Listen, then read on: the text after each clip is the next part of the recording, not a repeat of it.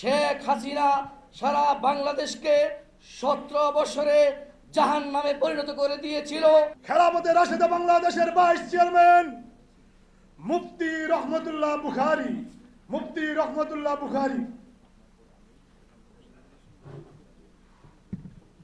বিসমিল্লাহির রহমানির রহিম।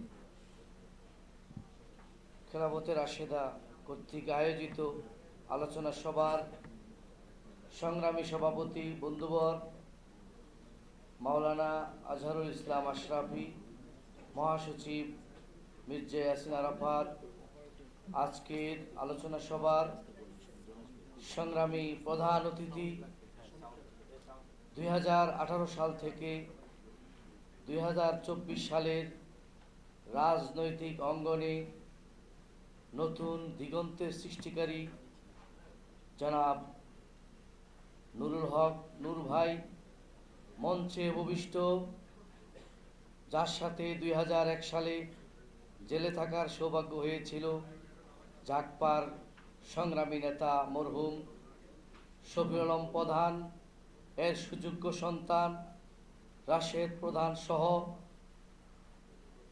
খেলাফতে রাশেদার কেন্দ্রীয় এবং অন্যান্য দলের জাতীয় নেতৃবৃন্দ, আমার সংগ্রামী কর্মী ভাইয়েরা, আসসালামু আলাইকুম ওয়া রাহমাতুল্লাহ।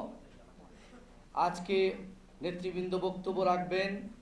আমি বলতে চাই, বিগত 2024 সালে নতুন বাংলাদেশ নির্মাণে যারা রক্ত দিয়েছে, আপনারা জানেন এই রক্তের বিনিময়ে আমরা কি পেয়েছি। নেতৃবৃন্দ বলবেন আজকে যারা রক্ত দিয়ে শহীদ হয়েছে তাদের জন্য আমরা কি করতে পেরেছি। নেতৃবৃন্দ বলবেন আমাদের রাজনৈতিক শিক্ষাগুরু মুফতি আমিনী রহমতুল্লাহ আলাইহির থেকে আমরা শিক্ষা নিয়েছি, কোনো রাজনৈতিক দলের সাথে আমরা প্রতিহিংসামূলক কোনো বক্তব্য, কোনো প্রচার বিগত সময় করি নাই, আগামীতেও করব না। খেলাফতে রাশেদা আমাদের নেতৃবৃন্দের রেখে যাওয়া অবদানগুলোকে সামনের বাংলাদেশ বিনির্মাণে আমরা সজাগ সচেতন থেকে নেতৃবৃন্দের সাথে সহযোগিতা করব। সারা বাংলাদেশে বিগত ফ্যাসিস্ট সরকারের আমলে শেখ হাসিনা সারা বাংলাদেশকে 17 বছরে জাহান্নামে পরিণত করে দিয়েছিল। আমাদের প্রাণের পুরুষ, আমাদের নেতা মুফতি আমিনীকে পর্যন্ত হত্যার দিকে ঢেলে দিয়েছিল, আপনারা জানেন।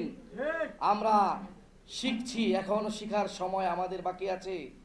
আজকে আমরা বিগত সময় থেকে নুরুল হক নূর ভাই থেকে বিশেষ করে আমরা শিখতেছি, উনি রাজনৈতিক দিগন্তে এমন সূচনা রাখছেন, বড় ধরনের ওনার প্রতি বড় লোভ লালসা দেখিয়েও যাকে রাজনীতি থেকে ডরাতে পারে নাই, আমরা তার সাথে একাত্মতা করে আগামী সুন্দর বাংলাদেশ বিনির্মাণে আমরা নিজেকে ইনশাআল্লাহ বিলিয়ে দেওয়ার প্রত্যয় ব্যক্ত করে আমার সংক্ষিপ্ত বক্তব্য শেষ করছি।